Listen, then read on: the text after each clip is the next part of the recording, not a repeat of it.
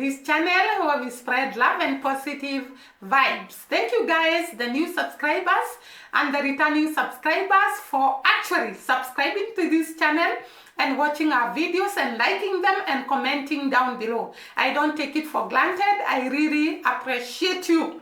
And today we are going all the way to the streets of Jamaica, specifically Coronation Market, where we are going to see a variety of street foods.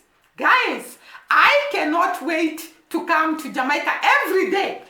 I desire to be on the streets of Jamaica because, especially in Kingston, in this particular Coronation Market, because I saw there is a lot of variety of street foods. I could see curry chicken, roti, the boiled pepper clams, the barbecue chicken, the shrimp mutton, jack meats from smoke, pimento, is it pimento woods, shrimps, soups, crunch soup, and vegetable dishes. This food looked so yummy, so unique, so appetizing. As this guy was moving along the streets of Kingston, specifically in the largest market in the Caribbean, the Coronation Market, I was just wishing I was in Jamaica because of the type of foods that he was showing us that are sold on the streets. By the way, guys, in Kenya here, we also have street foods. And I think I'm going to bring a clip of that guy who was in the Coronation Market and he was tasting different street foods in Jamaica. Here in Kenya, we have street foods. Like we have roasted maize, we have roasted yams, we have roasted sweet potatoes, which I actually saw, and I'm going to bring a clip of roasted sweet potatoes that I saw in Jamaica. And that sweet potatoes was being added, I think, ackee and saltfish. And it looked very, very yummy. But before we move on, let us see this guy that was walking around the streets of Kingston tasting the street foods of Jamaica. Jamaica has a variety of street foods. I never knew this. So let us have a look at it and then I'll come back. Yeah, that looks awesome. And is it with goat meat? Yeah. Okay. Thank you, sir. Sure, one more. He serves it with the chicken foot sticking up. That looks incredible. You can see it almost looks like a pumpkin broth. Oh wow. That is a pumpkin puree, I believe. Kind of like sweet from the pumpkin, but you taste like onions and carrots in there. And then just that chicken like flavor of because chicken feet actually make some of the best soup stock of any part of the chicken. It just stays so hot. Oh, it's piping hot. Hearty, delicious soup. Yeah, like pumpkins and scallions. Simple and so warm. Wait, this one is the red beans or the red peas? Oh, the red peas. It's called red peas, yeah? Red peas, it's like a red bean soup next. And I think he said there's cow skin flavoring it.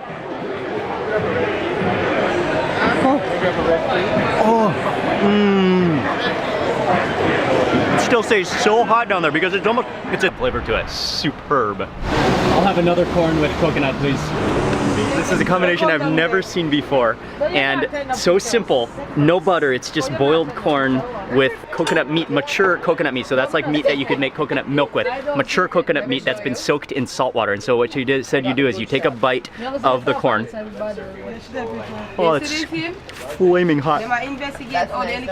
Oh, it's not like a sweet corn, it's more like starchy. And then you take a bite of the coconut and then combine the two in your mouth. That works. Pot of cow skin and chicken foot soup. Oh, when we got the large, we got a whole carton of it. That's awesome. And the soup, the flavor is powered by chicken feet and cow skin. Then pimento. Oh, there's some tripe in there too. Yes. Oh yeah, she gave us the whole bonnets. There's a few bonnets floating around in there. There's, what is that? That looks like stuffed intestines or something. Tripe or something. Yeah, it looks like stuffed intestines or tripe with rice in the center almost. Let me see. Try. Is it stuffed with anything? But it looked like nice. stuff with something. No, I said still.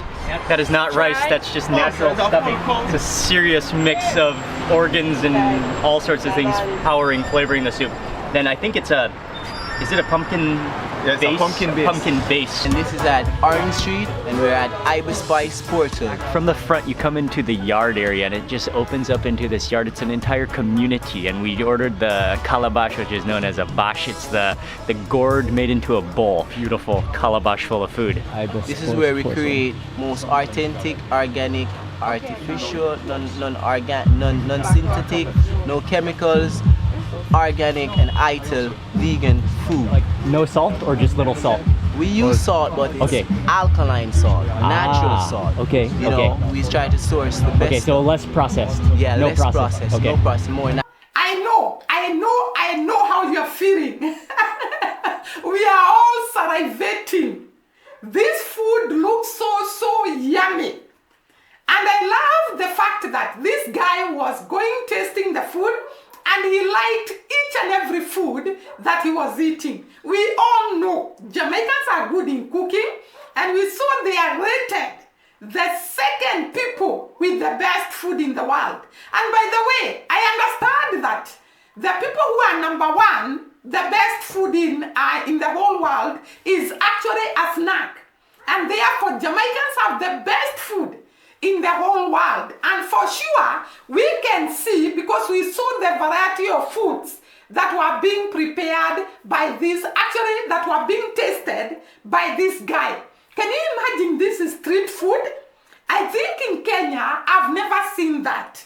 On the streets of Kenya, you're going to see roasted maize, roasted sweet potatoes, roasted yams, and what else? Chapati. Chapati is what? What can we call it? A duff rolled and put on a pan and put some little oil and then cooked. That is what we call chapati. I know most of you know chapati because most of the YouTubers talk about chapati. So you'll find chapati being prepared on the streets of Kenya, and nowadays they are actually preparing some chicken legs, which I also saw in Jamaica. Actually, this guy that we have just seen his video, he was tasting the legs of a chicken, and it looked very yummy. So I was saying that actually Jamaica has the most variety of street foods that I have ever seen. When I was looking at this guy, I was wondering, all these foods are being cooked on the streets of Jamaica. Some food looks like restaurant food here in Kenya, like the hotel food here in Kenya, and it is being sold on the streets. It was so mind-blowing. And then I followed this guy. You know, we are looking at the street foods in Jamaica, and I want to tell you that these foods on the streets of Jamaica are actually a variety. So the same guy, I think you have seen, he was also eating some maize. I think it's boiled maize, or I don't know how it is prepared, but if you have seen it and you are from Jamaica, can you actually explain to us on the comment section how this maize is prepared? And I saw a guy putting for him some spice. No, it was a woman putting for him some spices. There was salt, I think there was curry, and a lot of spices being put on that maize. And the maize looked very yummy. I don't know whether we can call a piece of maize yummy, but it looked very nice. And then I moved. I wanted to see all the kinds of foods that are prepared in Jamaica. And therefore I came across this guy who could multitask and prepare several types of food simultaneously. And this kind of food was so yummy. I think some of the food was goat curry, and it looked so yummy and appetizing. And he was also preparing a variety of foods. And I saw what one time I had Irina of Jamaica by R.A.M talking about. She said that when she came to Jamaica, she found that Jamaicans prepare a lot of food. Like, I'm going to show you a woman who was serving food in actually what we call what? A milk jerry can. Here in Kenya, we use it for milking the cows. And therefore, the whole lot of that jerry can was full of food and it was poured on the table. I don't know whether that food was to be eaten by one person or several people, but it was being poured and it contained variety of different types of foods. And it looked very, very yummy. Maybe I can attach the clip of this woman who was actually serving a lot of food that was in a jerry can.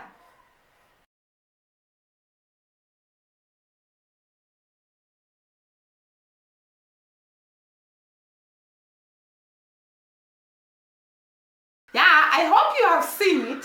So it was a lot of food. And there is also this guy I have promised to show you who was cooking different types of foods and actually serving them.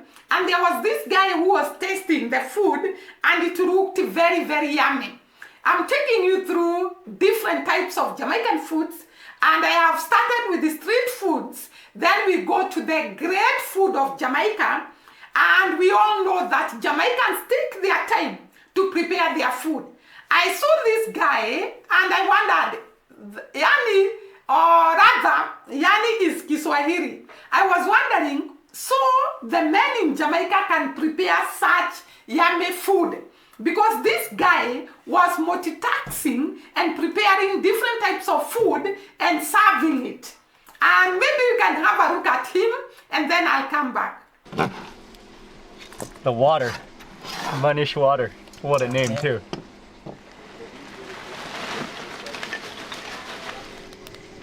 Oxtail? Oxtail goes in. Yeah.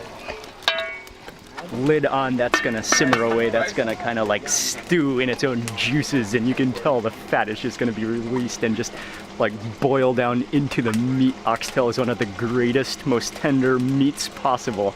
And then Chef is also boiling up some pork over the fire as well, and then just kind of drained that out.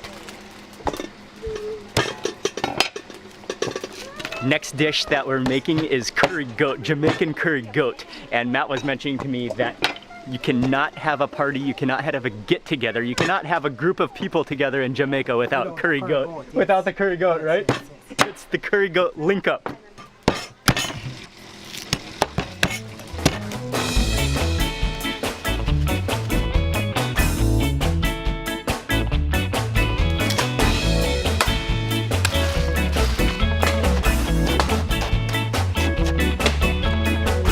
Just because I don't.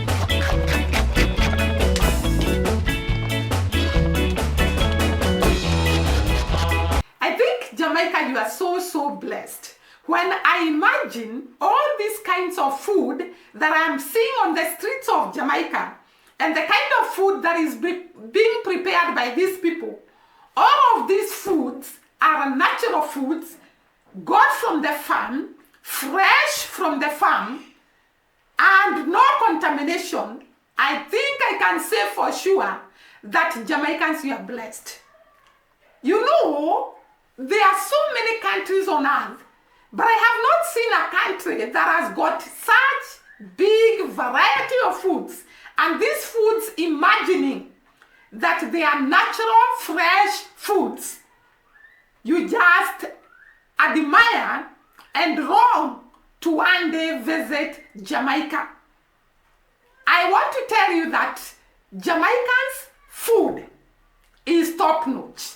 And we have seen it, whether it is street food, whether it is the restaurant food, whether it is the food that is prepared at home, Jamaicans, you are blessed. And I think I saw somewhere that Jamaicans are the only country, or rather it is the only country, whereby the rich and the poor eat from the same plate or eat from the same place.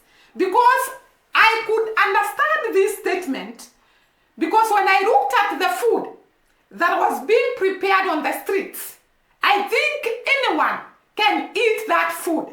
Sometimes people shy away from eating street foods because of the condition in which that food is being prepared.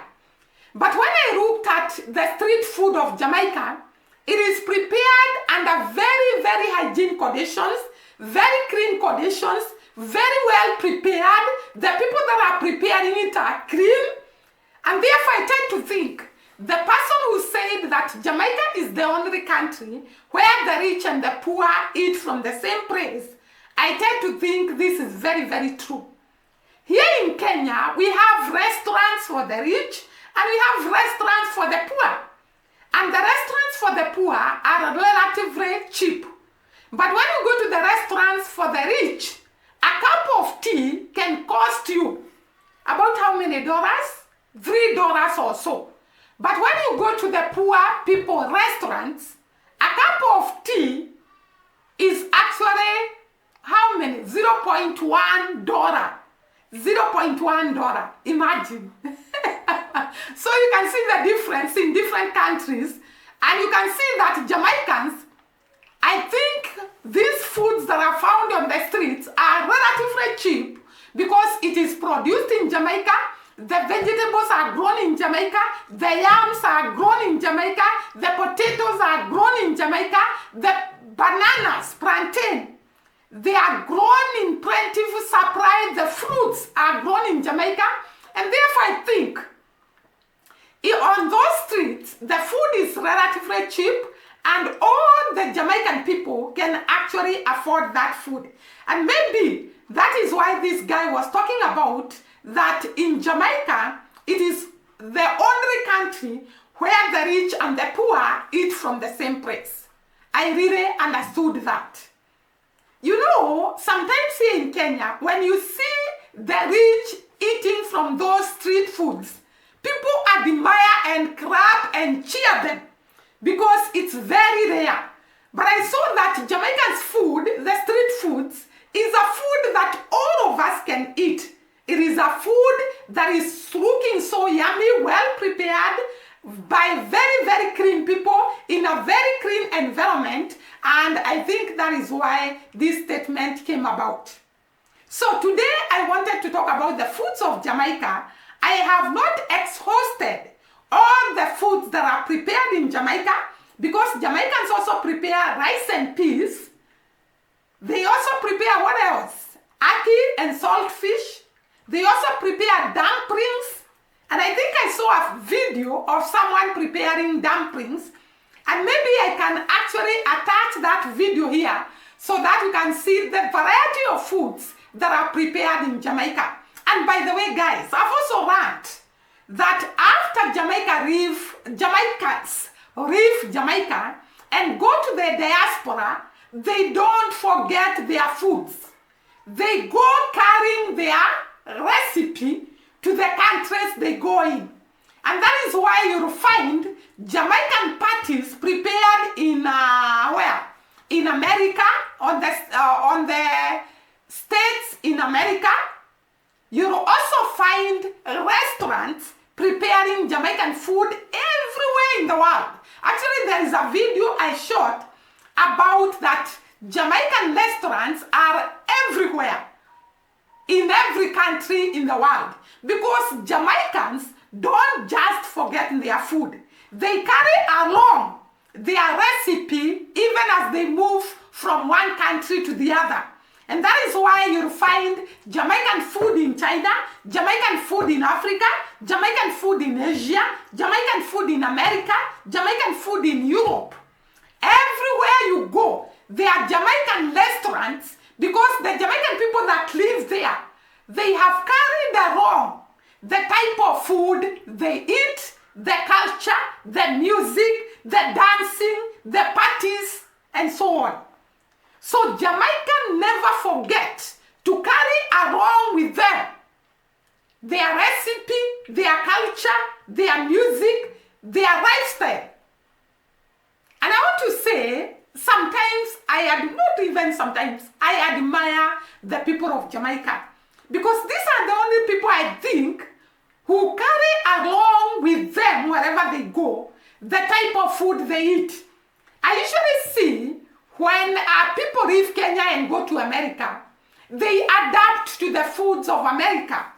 But Jamaicans start preparing their own food there. And they introduce their cuisine or their type of food to the people that are living there, and they start opening restaurants, and people go there and enjoy Jamaican food. I told you the other day, there is a Jamaican restaurant very near to where I stay. That guy is a Jamaican, and he came all the way from Jamaica, married a woman from Kenya, specifically from the Kikuyu community, but he has opened a Jamaican restaurant so that he brings along the Jamaican recipe so that the people of Kenya can experience the Jamaican food. That is how much Jamaicans love their food and their culture, and they do not leave them behind as they move from one place to the other. They carry along their culture, they carry along their food, they carry along their music. And I think that is why Jamaicans are known all over the world, because they don't forget where they came from. They don't forget what they were eating in their land. They don't forget the type of music they were playing in their land. They don't forget their lifestyle in Jamaica. They carry along their partying character. And that makes them unique more than any other people in the world. Carrying along what you believe in, carrying along your culture, that is a big plus to the people of Jamaica. And today, as I speak about the different types of food in Jamaica, I admire the Jamaican food and the fact that they don't allow themselves to forget the type of food they were fed when they were in Jamaica. They carry along with them, and they introduce it to other people. I also wanted to capture what is happening in Kenya today. We are mourning the life of a very young man, that 1 years old, a father, I think of one, is it a father of one or two? I think he's a father of one. And this guy was a what do we call them? Is it a blogger?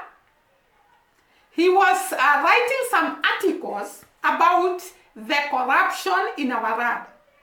I tend to believe so. And therefore, because all those videos were actually erased, and therefore we could not access them.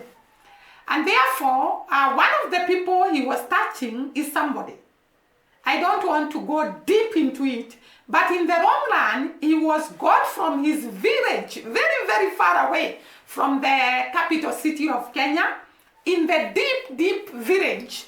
And he was transported all the way, I think more than 300 kilometers, to the capital city of Kenya, which is Nairobi, and he died in a police station. And this has brought a lot of resistance from the Gen Z generation here in Kenya, and from all of us, because anybody who is hearing about the death of this young man, you feel it, you feel sad, you feel merciful, you wonder why.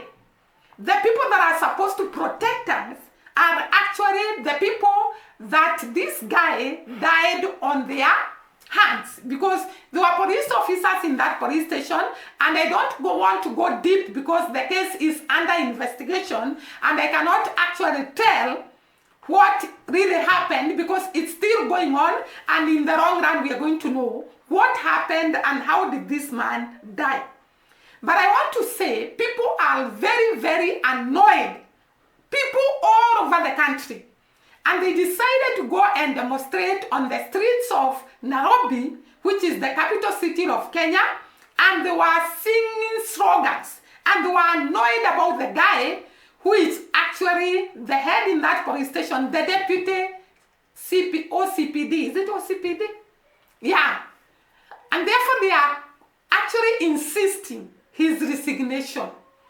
I really admire this Gen Z generation and the people of Kenya at large, because they have refused to actually ignore, and they have gone to the streets demanding the arrest of the deputy OCPD, who is said to have been accused by this young man of corruption. And therefore, maybe I can leave a few pictures of what was happening today on the Kenyan Nairobi streets during these demonstrations that people are demanding for the, for what?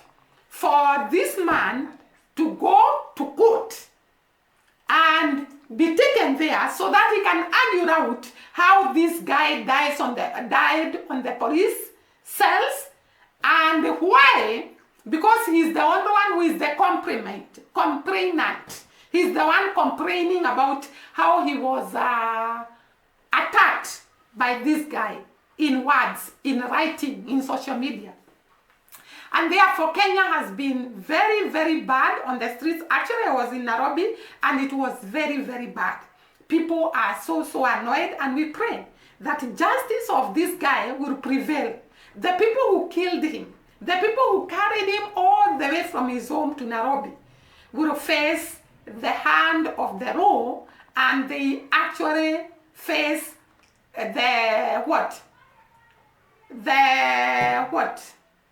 they face jail term for actually causing the death of this young man. So let me have a look at what was happening on the streets of Nairobi, then I'm going to come back.